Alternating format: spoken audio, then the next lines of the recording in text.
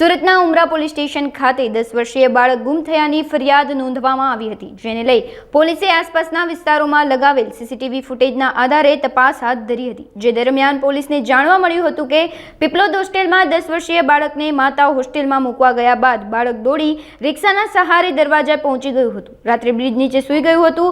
અજાણી વ્યક્તિ પાસે ફોનની મદદ માંગી ત્યારે બાળક પોતાની માતાને ફોન કર્યો હતો। પોલીસે બાળકને શોધી પરિવારને સુપરત કર્યો હતો। બાળક હેમખેમ મળી આવતા પરિવારમાં હર્ષના આંસુ છલકાયા હતા। 29 ફેબ્રુઆરી 2024ના રોજ સાંજના 5:30ની આસપાસ ઉમરા ખાતે આવેલ વાત્સલ્યપુરમ નામની હોસ્ટેલમાંથી એક 10 વર્ષનો કિશોર ગુમ થયા અંગેની ફરિયાદ ઉમરા પોલીસ સ્ટેશનમાં એક બહેને આપેલી, જેના અનુસંધાને ગંભીરતા જોઈ અને ઉમરા પોલીસ સ્ટેશનના અધિકારીઓએ IPC 363 મુજબનો ગુનો દાખલ કરેલો અને તાત્કાલિક આજુબાજુના સીસીટીવી ફૂટેજ મેળવી અને આ કિશોર બાળકની ભાળ મેળવવા માટેના પ્રયત્નો આદરવામાં આવેલા। દરમિયાન આ કિશોર છે એ સહારા દરવાજા ખાતેથી એક રિક્ષાવાળા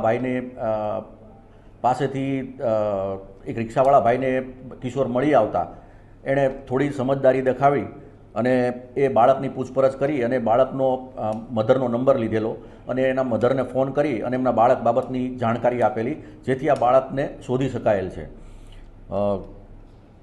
આ જે રિક્ષાવાળા ભાઈ છે સંદીપભાઈ તિવારી નાઓ એક જાગૃત નાગરિક તરીકેની ફરજ અદા કરી અને એક કિશોર વયના બાળકને મોટી દુર્ઘટના થતાં બચાવેલો છે।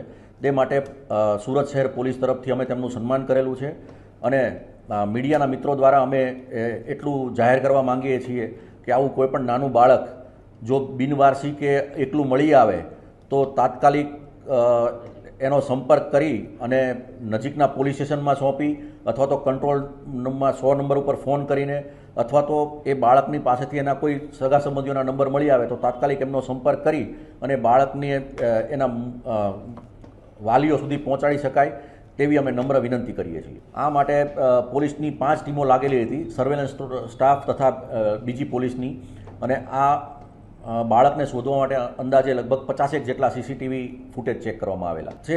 એ છેલ્લા 2 વર્ષથી આ હોસ્ટેલમાં રહી અભ્યાસ કરે છે અને છેલ્લા 2-1 મહિના પહેલાં એ રજા લઈ અને એમના વતન ગયેલા હતા અને 29 તારીખે જ એમના મધર છે એમને પાછા હોસ્ટેલમાં મૂકવા માટે આવેલા અને જેવા હોસ્ટેલમાં મૂકીને ગયેલા એટલે બાળકને 2 મહિના ઘરે રહીને આવેલું એટલે તરત જ એ હોસ્ટેલ છોડી એની મધર પાસે જવા માટે નીકળી ગયેલું।